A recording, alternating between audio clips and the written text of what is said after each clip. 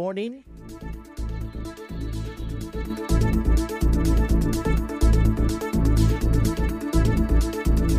Good morning, it's Thursday, October 24, 2024. Mental health is real. Seek help. End the stigma. On the news this morning, family of victim of weekend killings in Ahoda East recount ordeal. Police arrest kidnapping suspect in River State. Reactions as President Tinubu scraps ministries, reshuffles his cabinet. On the foreign scene, top U.S. presidential candidates trade words. Details of these and more after this break.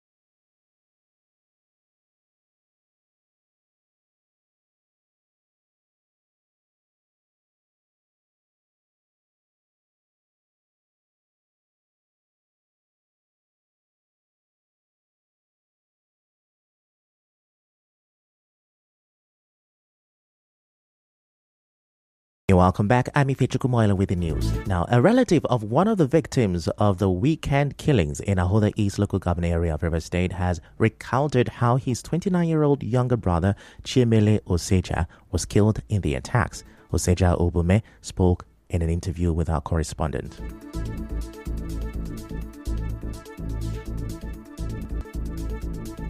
Another my brother called on phone that my younger brother was gunned down, so we quickly rushed down to my store in Ahoda. When I got to my community, I saw him with a bullet wound at the leg. He went to one friend who lost the mom, so he was attending the rulers to work with law enforcement agencies in bringing the suspect to book and maintain peace. The rulers to work with law enforcement agencies in bringing the suspect to book and maintain peace and order in their respective domains. He, however, assured the people of the local government areas that his administration is working hand in glove with security agencies, especially by providing adequate logistics for them to ensure maximum protection of lives and property in the area. In the meantime, the ancient ruler of Ako Kingdom, Eze Cassidy Ikebidi, says any community ruler in Iwako Kingdom that harbors any cultist, killer group, or involves himself in any clandestine activity will be dethroned and prosecuted accordingly. A statement said that Eze Ikebidi announced this while addressing newsmen on the killing in Edoha community by some cult gangs. He, however, urged the Iwako youth body to be on guard and report any suspicious movement to the law enforcement agencies. Ezekewidi further clarified that the corpse found along Ojoku Road has nothing to do with Iwako Kingdom. He said he went through the entire Ako Kingdom and there isn't any violence. He advised journalists to be objective and ensure precision in their report. He also called on the Iwako youth body to continue in their effort in making meaningful use of their time only for rewarding adventures. He commended Iwako youth and community leaders for the peaceful coexistence in the kingdom. Staying with crime stories, the Inspector General of Police Kayode Wetoku says the Nigeria Police Force has zero tolerance for corruption. He spoke through the Assistant Inspector General of Police overseeing Zone 16, Bayelsa and River State, Ayinde Hamzat, during the inauguration of the Police Complaint Response Unit at the River State Command Headquarters in Port. IG has said it, and we are echoing it, that there's zero tolerance for extortion, there's zero tolerance for corruption. No organization, no institution deals with their own when there's a misconduct like the police. But there are some lacuna, and it is that lacuna that the CRU has come to give us. There's no misconduct reported to the police authority that actions are not taken. I stand bold to say this and let everyone who knows to the contrary contradict this. The CRU also give that protection because people fear to give information to the police. The River State Police Command Complaints Response Unit was built in collaboration with the United States Diplomatic Mission in Nigeria, the Bureau of International Narcotics and Law Enforcement, and the United Nations Peacebuilding Fund. Still on this, police say they've arrested 3 suspects allegedly known for kidnapping passengers along Port Harcourt-Owerri Road. At a media briefing at the command headquarters, the River State Commissioner of Police, Mohammed Mustafa, named the suspect as Blessing Ebelu, Precious Ebe, and Wisdom Oto Amadi. CP Mustafa said the suspect had been under police surveillance after they abducted a National Youth Service Corps member and 2 others along the Elele-Omerelu Expressway. He said an investigation is ongoing to arrest fleeing members of the gang. The second operation took place shortly afterwards at a suspected criminal den in the Ananka waterfront area of Debo, where a blue Toyota Corolla with registration number belonging to one Usamayu Okuru of number 24 Ada Williams, which was robbed at gunpoint along Education bus stop, was recovered.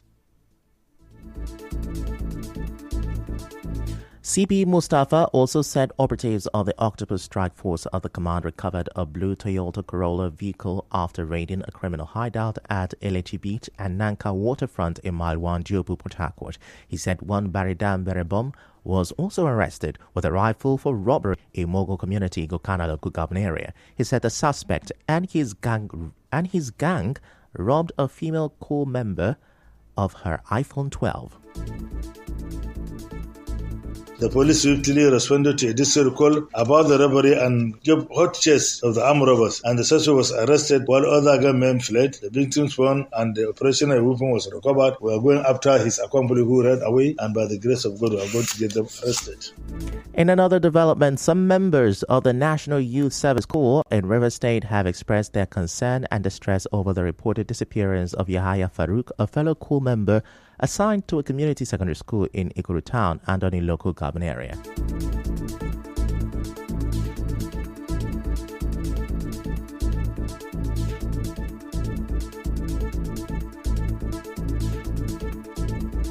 I cannot actually pinpoint my emotions because I'm feeling so many emotions at the same time. I'm angry because how can somebody just go missing, a full-grown human being? It saddens my heart, and I think it's understandable to say I am sad upon hearing the news. I can only pray and hope he is fine and he will be seen soon. This is a very sad situation. Honestly, it's a very sad situation, and it's scary too because it's difficult for one to identify himself as a corps member these days. You know, before now, corps members would always wear their cap, wear their khaki, and be moving here and there, and people will be calling copper. It's not like that these days. This person left people at home to come to serve, so it's not actually going to be easy for any of them. Recall that the corps member was reported missing on October 14 with reports that he signed in for his shift but did not sign out. The company where he works in Andoni is said to have returned his bag and phone, leaving behind a trail of unanswered questions. Still to come, reactions as President Tinubu scraps ministries, reshuffles his cabinet. Stay with us.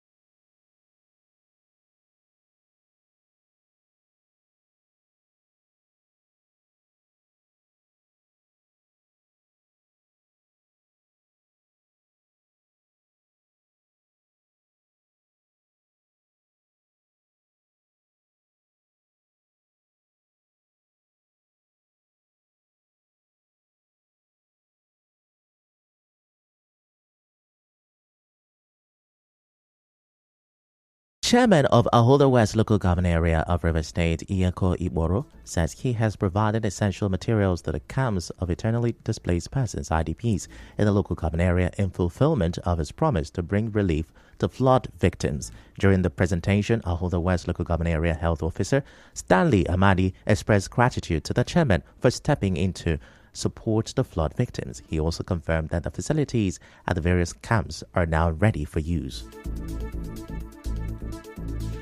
Today for me is historic because we've come to prepare the IDP camp. As you can see, the people are already here, and I want to use this opportunity to thank our dynamic chairman who had made this possible. As we speak, first camp is ready. We have our foams, we have our mosquito nets, we have our buckets, and we have other items that are required. By the other end is the toilets that we've also established for the IDP camp. I want to say that Akinima and the other camps are ready. We are prepared for the flood, and also our medical teams are also on ground to see that we take care of the needs of those people that are here. Also speaking, a member of the flood committee in Ahoda West, Egili Oniso Goldson, shared update on the camp's preparedness.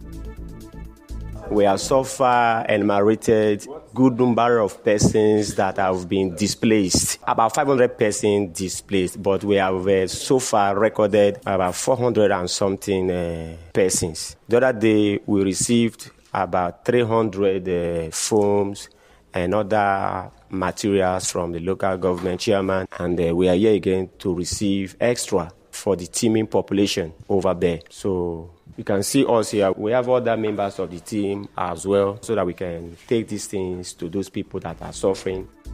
Some flood victims expressed their appreciation to the chairman for prioritizing their safety and well-being during this difficult time. We are internally displaced person here at Akinima, and the flood team, they are here for us, and they've actually provided the bed, the mosquito net, let me say virtually everything that we actually need here. For now, we're going to say well done to the flood team of Ahoda West Local Government. They are doing very well. We are here for the camp. The chairman is doing so well with us, but as we are here, they provide many things for us, bucket, foam and mats. They've done so much. Moving on, the River State Commissioner for Physical Planning and Urban Development, Evans BP, has expressed his determination to permanently put an end to the perennial traffic gridlock along the Azikiwe Road axis of Port Harcourt. Speaking at a meeting with representatives of BOA Group and Olam Grains companies operating along the Azikiwe Road, Mr. BP said the ministry will set up a task force to address the menace of traffic congestion along the Azikiwe Road. Based on your suggestions, we are going to set up a task force, a very strong task force, that will stop this parking of trucks on this Azikiwe Road that is defacing Government House and stopping the way to town. Here is in Garden City. We are thinking how to bring back the past glory. If we don't get your truck out there, we cannot get it done. The entrance of Port Harcourt is being defaced. So while we are setting up the task force, I will give you 2 weeks to talk to the people. I'm also getting part of the meeting. You invite me to your premises for me to join you to talk to your agents and your contractors, so that they will know the gravity of what we are doing. Mr. BP also raised concerns over the daily loss of man-hours and the negative socio-economic impact caused by the traffic congestion along Azikiwe Road. Representatives of the companies expressed regret over the traffic congestion caused by truck drivers, especially given the close proximity of their operations to the government house. They proposed possible solutions to address the issue permanently, calling for the support of the River State government. Parking on that place is bad, given the area where our business is domiciled. It's close to the government house. It is bad. It's defacing the entry gate into the government house. We are willing to do anything to make sure that we control that, including talking to the people. We'll keep talking to them. But I'm telling you, at certain times also, some of these drivers, they don't listen. Some of them may just come and park their truck, they are off the engine and disappear. And it's doing a lot of harm to that environment because people will defecate around. The task force is still necessary. It's also to our surprise. At times you'll be in that hold of 2-5 minutes. Majority of the drivers are adamant, those truck drivers. We too are not happy. So we need to have a solution so that we have a peaceful passage. Correspondent Emekotoka reports that the commissioner also gave the companies a 2-week deadline to educate truck drivers in the area about the ministry's plan to take drastic measures to ease the traffic congestion.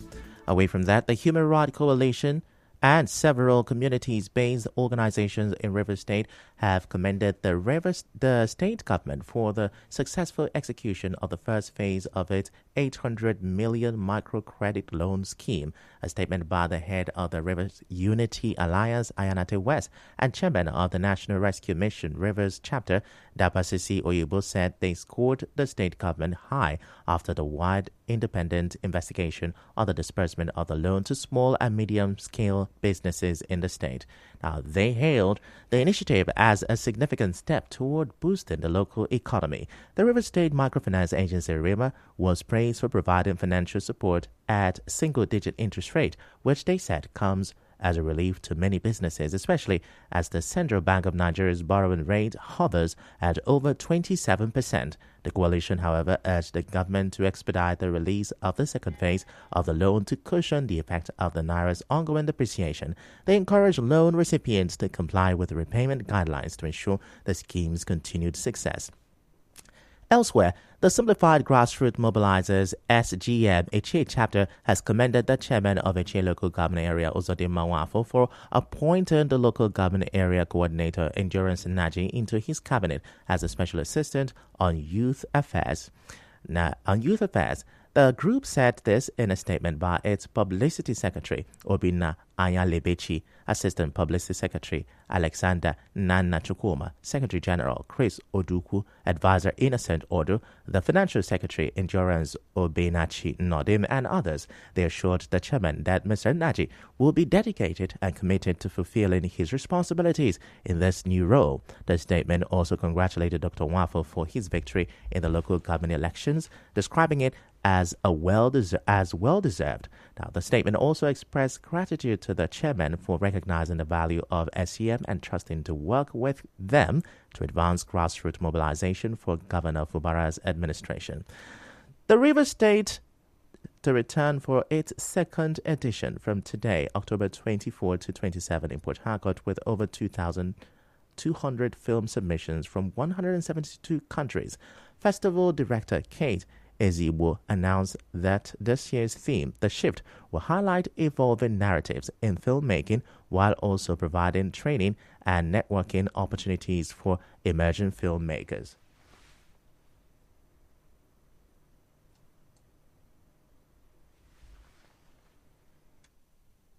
It is the first indigenous film festival ever held in Rivers State, organized by the Desgo Entertainment Worldwide. The Rivers International Film Festival is a humanity-based film festival with a vision to educate and empower the next generation of filmmakers. This event is scheduled to hold annually here in the Garden City of Port Harcourt, Rivers State. Now, she said RIF has also introduced new initiatives, including free medical services for filmmakers in response to health challenges faced by industry practitioners. Ms. Ezigbo emphasized the need to prioritize health checks, offering free surgeries and medication during the international festival.